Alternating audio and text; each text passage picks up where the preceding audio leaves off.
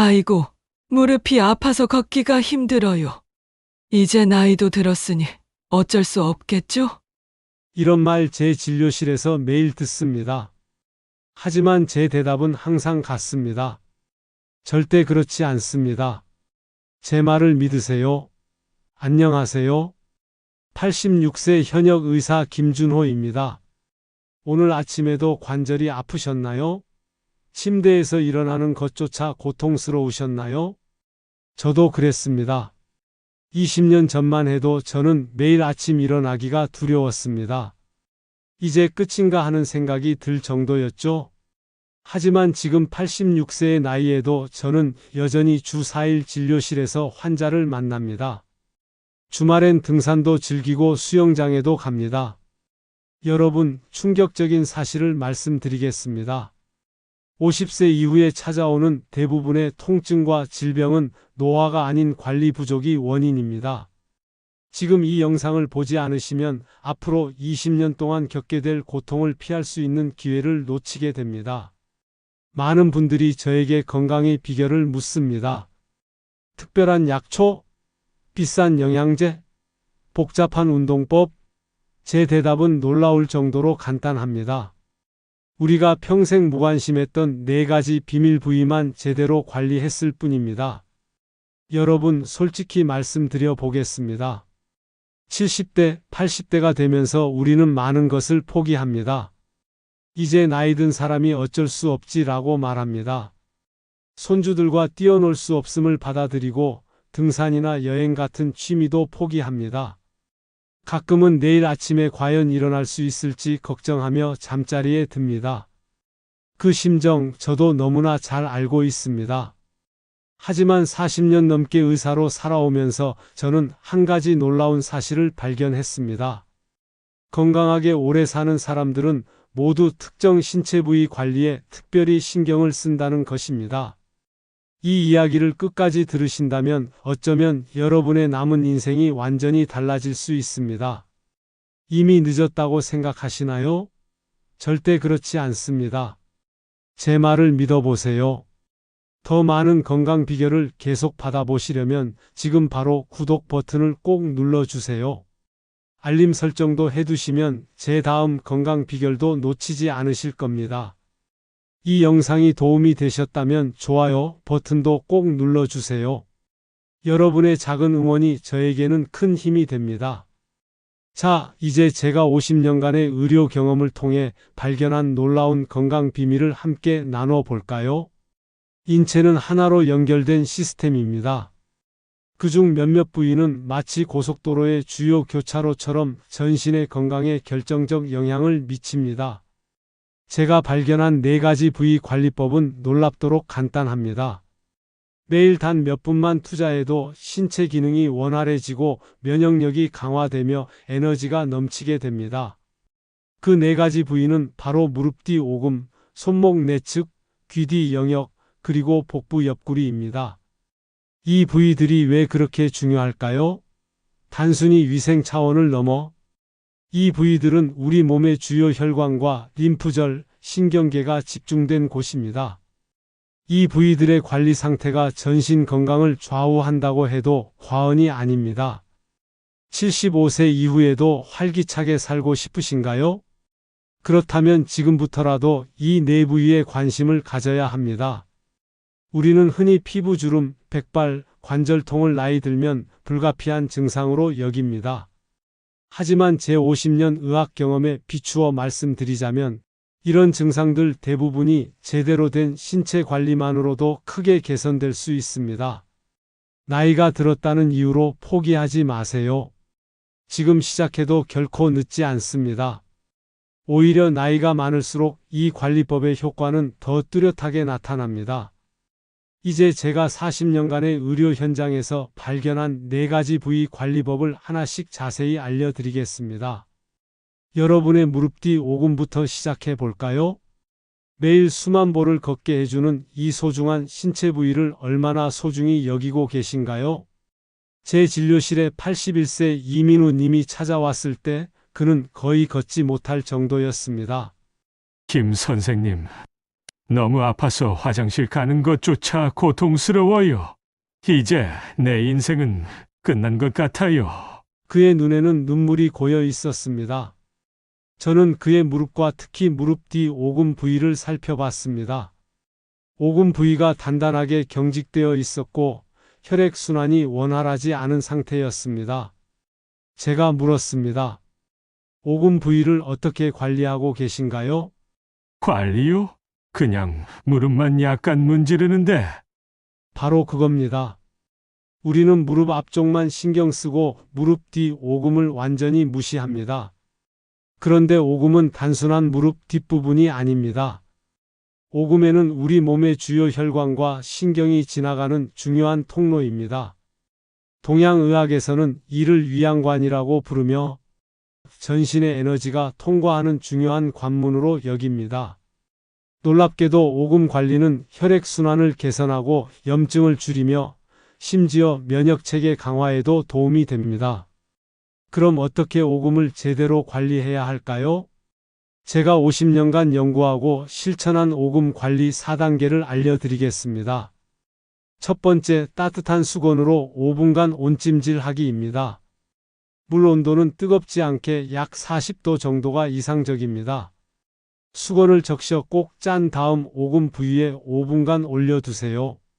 이렇게 하면 오금의 혈관이 확장되고 경직된 근육이 이완됩니다. 저는 환자들에게 잠들기 전에 이 온찜질을 하도록 권합니다. 이렇게 하면 하루 종일 쌓인 피로가 풀리고 다리 부종도 빠르게 가라앉습니다. 특히 당뇨나 고혈압이 있으신 분들에게 매우 중요한 과정이에요. 81세 이민우 할아버지는 이 방법으로 3년간 고생하던 다리 저림을 크게 개선했습니다. 그의 말을 직접 들어보세요. 박사님이 알려주신 대로 매일 저녁 오금을 따뜻한 수건으로 찜질하기 시작했어요.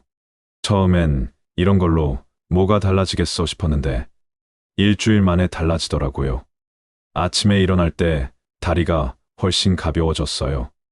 두 번째, 오금 혈자리 부드럽게 마사지하기입니다. 오금 중앙과 양옆에는 중요한 혈자리가 있습니다. 이 부분을 부드럽게 마사지하는 것만으로도 전신의 혈액순환을 촉진할 수 있어요.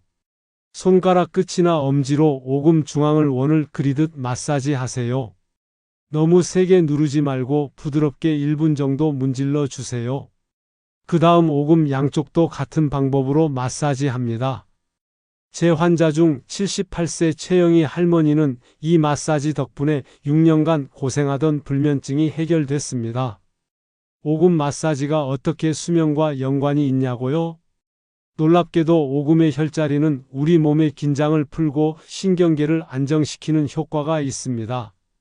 세 번째, 무릎을 구부렸다 펴는 간단한 스트레칭입니다. 의자에 앉아서 한쪽 다리를 쭉 뻗었다가 천천히 구부렸다 5번씩 반복하세요. 이렇게 하면 오금 부위의 근육과 힘줄이 유연해집니다. 너무 힘들다면 누워서 할 수도 있어요. 누워서 무릎을 천천히 가슴 쪽으로 당겼다가 다시 펴는 동작을 반복하면 됩니다. 하루에 3번, 각 5분씩만 해도 오금의 유연성이 크게 향상됩니다. 84세 장미숙 할머니는 이 간단한 스트레칭으로 5년간 시달리던 무릎 통증을 절반으로 줄였습니다. 그녀의 말을 들어보세요. 어려운 운동은 못해요. 그런데 김 박사님이 알려주신 이 간단한 스트레칭은 누구나 할 수 있어요. 이것만 3개월 했는데 계단을 오르내릴 때 무릎이 훨씬 덜 아파요. 네 번째, 오금 부위 보습하기입니다. 나이가 들면 피부가 건조해지고 특히 오금 부위는 자주 갈라지게 됩니다. 이런 미세한 피부 손상도 순환 장애의 원인이 될 수 있어요. 목욕 후 천연 성분의 보습 크림이나 코코넛 오일로 오금 부위를 부드럽게 발라주세요. 하루에 한 번만 해도 충분합니다. 너무 자주 바르면 오히려 피부가 약해질 수 있으니 주의하세요. 81세 이민우님은 이 4가지 관리법을 3개월간 꾸준히 실천했습니다. 그 결과는 어땠을까요? 김 박사님, 기적입니다. 이제 아침에 일어나면 다리가 아프지 않아요. 지난 주말에는 손주와 함께 동네 공원을 한 바퀴 돌았어요. 1년 전만 해도 상상도 못했던 일이에요. 여러분도 지금 바로 시작하세요. 너무 늦은 때란 없습니다. 오금 관리는 단순한 무릎 관리를 넘어 전신 건강의 기본입니다. 내일 아침부터 저와 함께 오금 관리를 시작해 보시겠어요? 다음으로는 많은 분들이 간과하는 손목 내측 관리법에 대해 알려드리겠습니다. 이 부위가 왜 신경계와 심혈관 건강의 핵심인지, 그리고 어떻게 관리해야 하는지 함께 알아보겠습니다. 여러분, 손목 내측이 단순히 맥박을 재는 곳이라고 생각하시나요? 제가 의학 경험으로 말씀드리건대 손목 내측은 우리 몸의 신경과 혈관의 고속도로입니다. 77세 윤정화 할머니의 이야기를 들려드리겠습니다. 그녀는 1년 넘게 손떨림과 저림으로 고생했습니다. 김 박사님, 손이 자꾸 떨려서 밥 숟가락도 제대로 못 들어요. 바느질은 평생 취미였는데 이제는 꿈도 못 꿔요.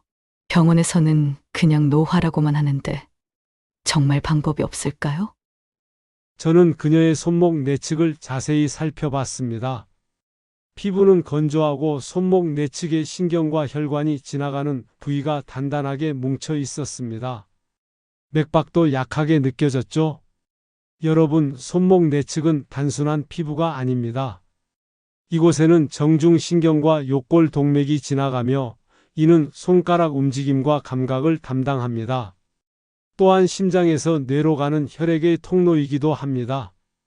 동양의학에서는 이 부위를 내관이라 부르며 심장과 뇌를 연결하는 중요한 통로로 여깁니다. 서양의학에서도 이제 손목 내측 관리가 수면의 질과 스트레스 감소에 효과가 있다는 연구 결과가 나오고 있습니다. 놀랍게도 손목 내측 관리는 손떨림, 저림뿐 아니라 혈압 안정, 두통 감소, 심지어 기억력 향상에도 도움이 됩니다. 그럼 어떻게 손목 내측을 제대로 관리해야 할까요? 제가 실천한 손목 내측 관리법 4단계를 알려드리겠습니다. 첫 번째, 따뜻한 물에 3분간 담그기입니다. 물 온도는 약 38도 정도가 좋습니다. 너무 뜨거우면 피부가 손상될 수 있으니 주의하세요.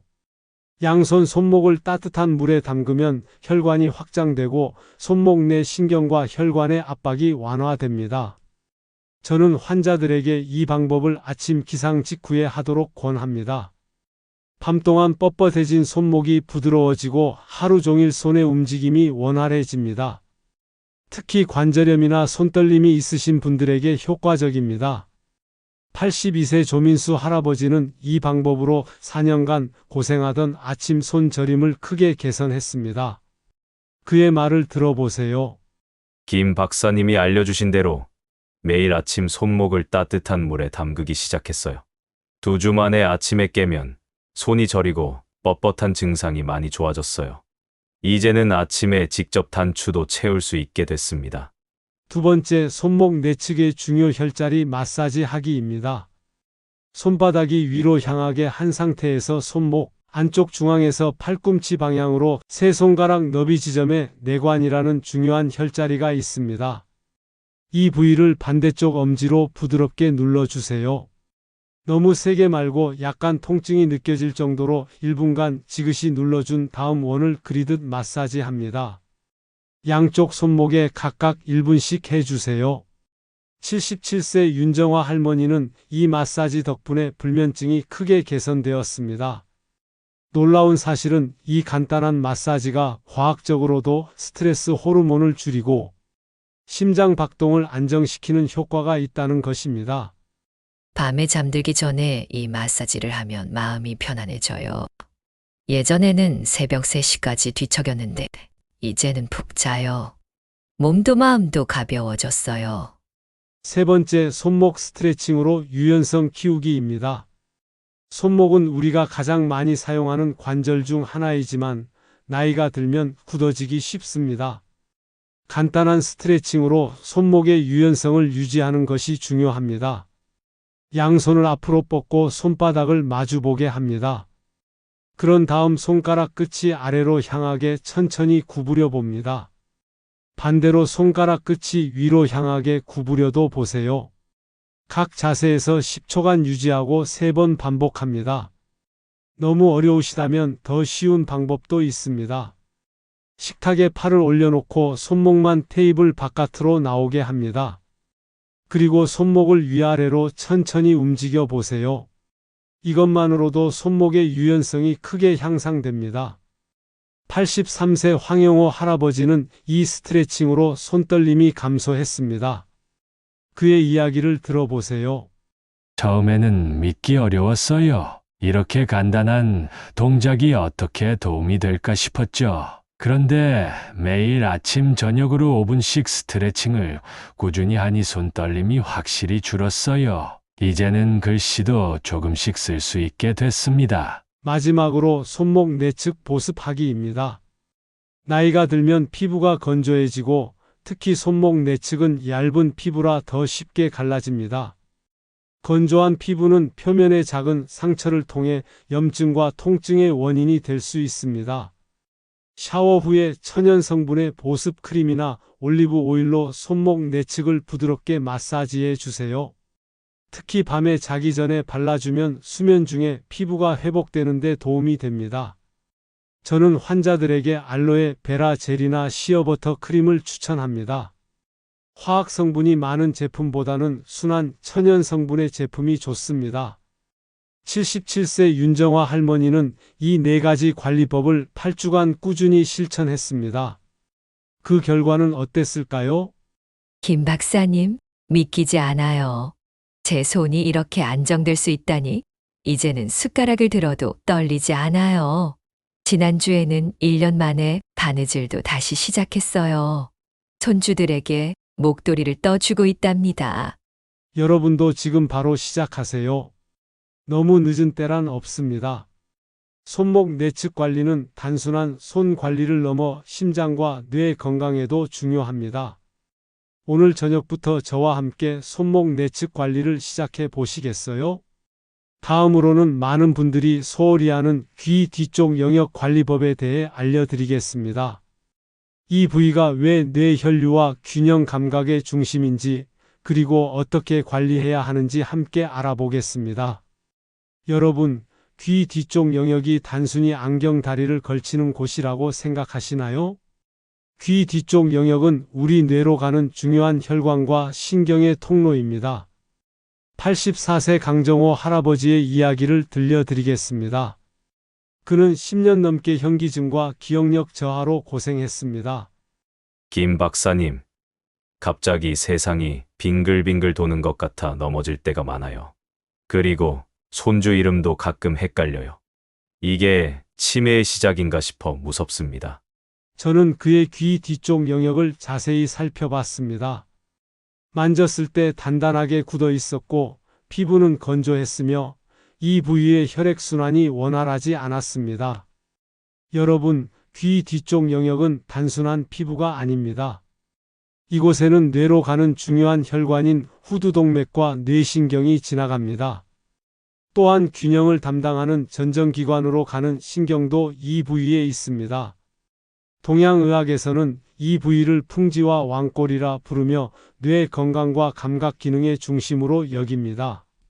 서양의학에서도 이제 귀 뒤 마사지가 뇌, 혈류 개선과 현기증 감소에 효과적이라는 연구 결과가 나오고 있습니다. 놀랍게도 귀 뒤 영역 관리는 현기증, 두통 감소뿐 아니라 기억력 향상, 청력 개선, 심지어 안면, 경색 예방에도 도움이 됩니다. 그럼 어떻게 귀 뒤 영역을 제대로 관리해야 할까요? 귀 뒤 영역 관리법 4단계를 알려드리겠습니다. 첫 번째, 따뜻한 수건으로 귀 뒤 부위 온찜질 하기입니다. 미지근한 물에 수건을 적셔 꼭 짠 다음 귀 뒤에서 목 뒤로 이어지는 부위에 3분간 올려두세요. 이렇게 하면 굳어있던 근육이 이완되고 혈액순환이 촉진됩니다. 저는 환자들에게 아침 세수 후와 잠들기 전에 이 온찜질을 하도록 권합니다.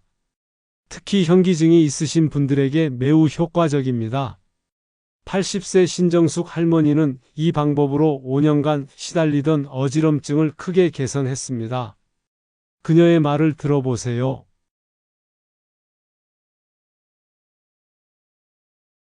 김 박사님이 알려주신 대로 매일 아침 저녁으로 귀 뒤를 따뜻한 수건으로 찜질하고 있어요. 일주일도 안 돼요. 어지러움이 확실히 줄었어요. 이제는 갑자기 현기증 나서 넘어질까봐 두려워하지 않아도 돼요. 두 번째, 귀 뒤 중요 혈자리 마사지 하기입니다. 귀 뒤쪽 움푹 들어간 부분과 목과 만나는 부분에 중요한 혈자리들이 있습니다.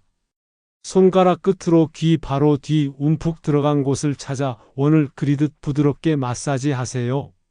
그리고 귀 아래에서 목으로 이어지는 선을 따라 부드럽게 눌러줍니다. 너무 세게 누르지 말고 약간 통증이 느껴질 정도로 1분간 마사지해 주세요. 특히 귀 뒤에서 목으로 이어지는 부위는 뇌로 가는 혈관이 지나가는 곳이라 중요합니다.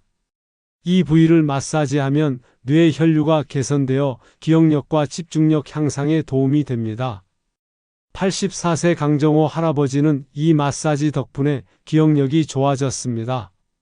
매일 아침 저녁으로 귀 뒤를 마사지하는 게 습관이 됐어요. 한 달 정도 지났을 때 문득 제가 전화번호를 더 잘 기억한다는 걸 알았어요. 손주들 이름도 이제 헷갈리지 않아요. 세 번째, 귀 마사지와 귓볼 당기기입니다.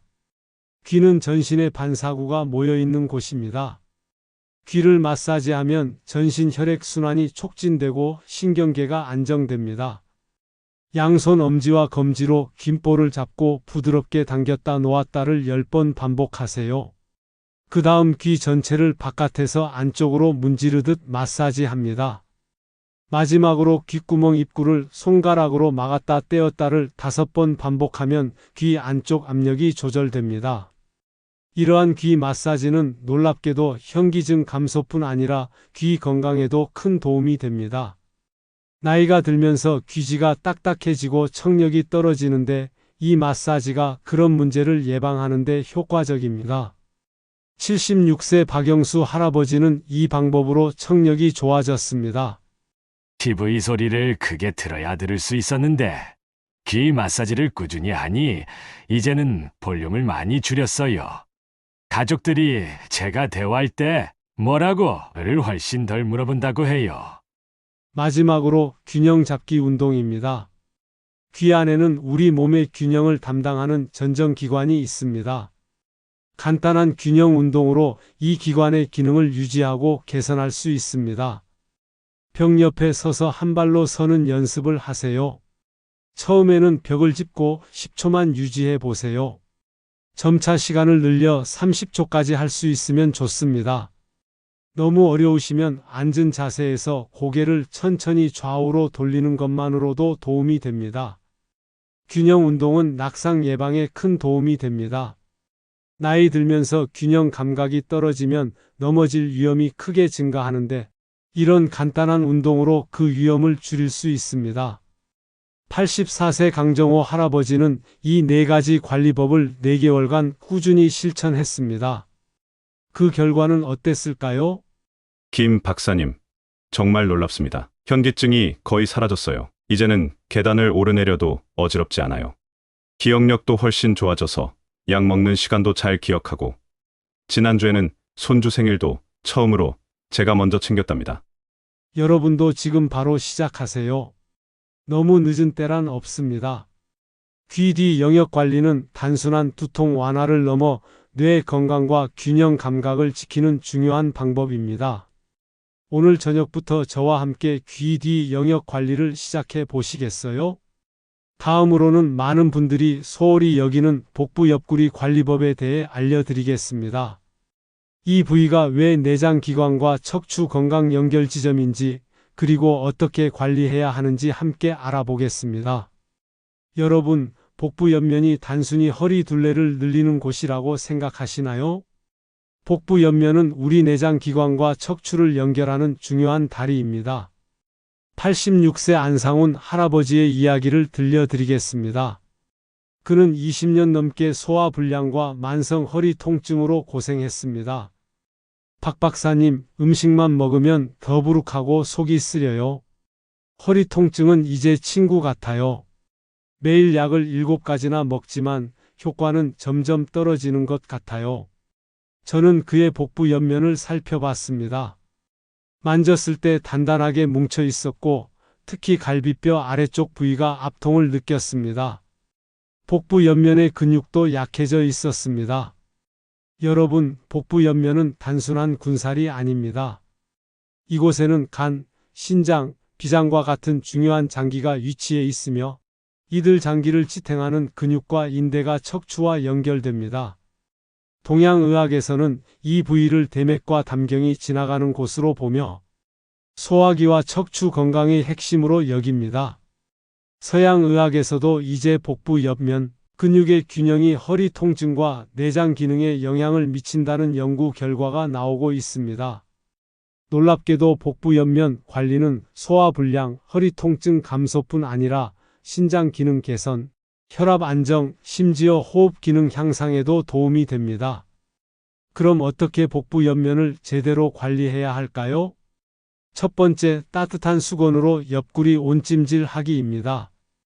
미지근한 물에 수건을 적셔 꼭 짠 다음 갈비뼈 아래 옆구리 부위에 5분간 올려두세요. 양쪽 다 해주는 것이 좋습니다. 이렇게 하면 굳어있던 근육이 이완되고 혈액순환이 촉진됩니다. 저는 환자들에게 식사 후 30분 지나서 이 온찜질을 하도록 권합니다. 소화를 돕고 옆구리 통증을 완화하는 데 탁월한 효과가 있습니다. 74세 임밀한 할머니는 이 방법으로 8년간 시달리던 소화 불량을 개선했습니다. 그녀의 말을 들어보세요. 김 박사님이 알려주신 대로 매일 식후에 옆구리를 찜질했어요. 일주일 만에 식사 후 더부룩한 느낌이 확실히 줄었어요. 이제는 소화제 없이도 식사를 즐길 수 있게 됐어요. 두 번째, 옆구리 경락 마사지 하기입니다. 갈비뼈 아래에서부터 엉덩이 윗부분까지 이어지는 선을 따라 중요한 경락이 지나갑니다. 손바닥 전체로 옆구리를 위에서 아래로 쓸어내리듯 부드럽게 마사지 하세요. 그런 다음 손가락 끝으로 갈비뼈 사이사이를 가볍게 누르며 마사지 합니다. 양쪽 옆구리 각각 1분씩 하루에 2번 해주세요. 이 마사지는 내장 기관의 기능을 활성화하고 노폐물 배출을 촉진합니다. 특히 간과 신장 기능에 도움이 되며 소화 불량과 변비 개선에도 효과적입니다. 86세 안상훈 할아버지는 이 마사지 덕분에 약 복용량을 크게 줄일 수 있었습니다. 처음엔 별거 아닌 것 같았어요. 그런데 한 달쯤 지났을 때 의사 선생님이 놀라시더군요. 간 수치가 정상으로 돌아왔다고. 지금은 7가지 약 중 2가지만 먹고 있어요. 세 번째, 옆구리 스트레칭으로 유연성 키우기입니다. 나이가 들면 옆구리 근육이 단단해지고 경직되기 쉽습니다. 간단한 스트레칭으로 유연성을 유지하는 것이 중요합니다. 앉은 자세에서 양팔을 머리 위로 들고 천천히 오른쪽으로 상체를 기울여 보세요. 왼쪽 옆구리가 쭉 펴지는 느낌이 들 것입니다. 10초간 유지한 후 다시 중앙으로 돌아와 이번에는 왼쪽으로 기울입니다. 양쪽 각 3번씩 반복하세요. 너무 어렵다면 더 쉬운 방법도 있습니다. 벽에 서서 한 손을 벽에 대고 반대쪽 손을 천천히 옆으로 뻗어 보세요. 이것만으로도 옆구리 근육이 이완됩니다. 80세 김영자 할머니는 이 스트레칭으로 허리 통증이 크게 줄었습니다. 그녀의 이야기입니다. 정말 간단한 동작인데 효과는 놀라워요. 매일 아침, 저녁으로 이 스트레칭을 한 지 2달 정도 됐는데 15년 동안 시달렸던 허리 통증이 많이 줄었어요. 이제는 진통제 없이도 집안일을 할 수 있게 됐습니다. 마지막으로 옆구리 근육 강화하기입니다. 옆구리 근육은 내장 기관을 지탱하고 척추를 안정시키는 중요한 역할을 합니다. 이 근육을 강화하면 내장 기관의 기능이 개선되고 허리 통증도 줄어듭니다. 의자에 앉아서 양손으로 의자 옆을 잡고 한쪽 다리를 옆으로 들어 올려 보세요. 많이 높이 들 필요 없이 바닥에서 조금만 떨어뜨려도 됩니다. 5초간 유지하고 내린 후 반대쪽 다리도 같은 방법으로 합니다. 양쪽 각 5회씩 반복하세요. 너무 어렵다면 앉은 자세에서 손을 허리에 얹고 상체를 조금씩 옆으로 기울였다 돌아오는 동작만 해도 도움이 됩니다. 86세 안상훈 할아버지는 이 4가지 관리법을 4개월간 꾸준히 실천했습니다. 김 박사님, 80대에 이런 변화가 있을 줄 몰랐습니다. 소화가 잘 되니 식사가 즐거워졌고, 허리 통증도 절반 이상 줄었어요. 약도 많이 줄였고, 아침에 일어나면 몸이 가벼워요. 손주들과 공원도 다시 다닐 수 있게 됐답니다. 여러분, 이제 제가 발견한 4가지 비밀 부위 관리법을 모두 알려드렸습니다. 무릎 뒤 오금, 손목 내측, 귀 뒤 영역, 그리고 복부 옆구리, 이 부위들을 매일 조금씩 관리하는 것만으로도 여러분의 건강과 삶의 질이 크게 달라질 수 있습니다. 하지만 중요한 것은 꾸준함입니다. 하루 이틀 실천한다고 큰 변화는 없습니다. 최소 3주 이상적으로는 3개월은 꾸준히 실천해 보세요. 그때 비로소 놀라운 변화를 경험하실 수 있습니다. 어떻게 실천할지 막막하신가요? 가장 효과적인 방법은 5분의 기적입니다. 하루에 각 부위당 단 5분, 총 20분만 투자하세요. 요일별로 관리하는 방법도 있습니다. 월요일은 오금, 수요일은 손목 내측, 금요일은 귀 뒤, 일요일은 옆구리를 집중적으로 관리하는 식으로요. 이렇게 하면 부담 없이 실천할 수 있습니다. 또는 일상 습관과 연결하세요. 아침 양치할 때 귀 뒤 마사지, 점심 식사 후 옆구리 온찜질, 저녁 TV 볼 때 오금 스트레칭, 잠들기 전 손목 마사지, 이렇게 일상에 자연스럽게 연결하면 꾸준히 실천하기 쉽습니다. 여러분, 제 나이가 89세입니다. 매주 4일은 환자를 만나고 주말에는 등산을 하며 손주들과 놀아줄 수 있는 체력을 유지하고 있습니다. 물론 저도 나이를 먹으면서 불편함이 있지만 이 4가지 부위 관리로 활기찬 삶을 이어가고 있습니다. 여러분도 할 수 있습니다. 절대 늦지 않았습니다. 지금 이 순간부터 시작하세요. 저에게 많은 환자분들이 김 박사님, 이런 중요한 관리법을 왜 다른 의사들은 알려주지 않나요? 라고 묻습니다. 현대의학은 아픈 곳을 치료하는데 집중하지만 예방과 관리는 소홀히 하는 경향이 있습니다. 그러나 진정한 건강은 질병 치료가 아닌 일상 속 관리에서 시작됩니다. 이 영상이 도움이 되셨다면 좋아요와 구독 꼭 눌러주세요. 그리고 주변 분들에게도 꼭 알려주세요. 여러분의 가족, 친구들도 이 정보가 필요할 겁니다. 건강한 하루 보내세요. 김준호 박사가 응원합니다. 삶의 지혜였습니다.